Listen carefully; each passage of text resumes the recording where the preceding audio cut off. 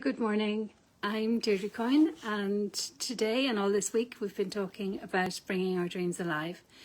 So today I am discussing the topic of From Critic to Coach, and the article we're following in Psychologies Today is by Vanessa King, and this is the fourth step, I think. And what she's talking about is how we can be very self-critical of ourselves.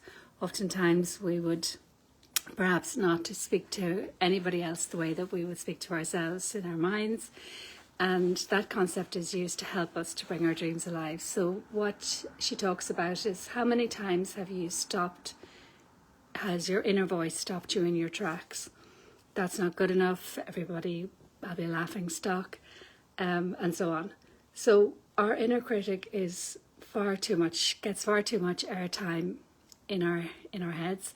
Sometimes I would discuss the concept in therapy of people or events or beliefs taking up rent in our heads. You know, how much space do different opinions and different beliefs take up in our heads? The trick is to turn that critic into a coach.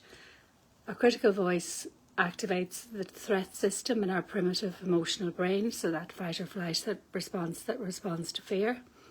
When we feel fear, we want to hide away and stay within our comfort zone, and that is not conducive to moving forward with a project or an idea or our goals or our dreams. And the key is to have that critical voice become a wise coach.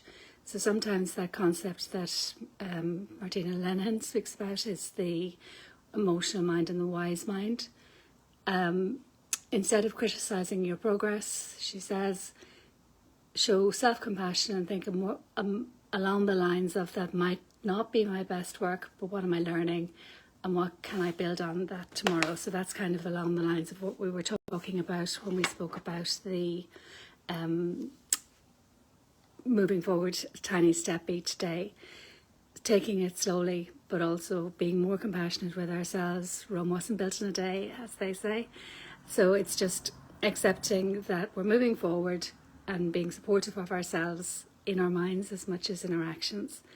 Thank you for listening to me today. I hope that's helpful, and have a great day, and I'll speak to you tomorrow. Bye for now.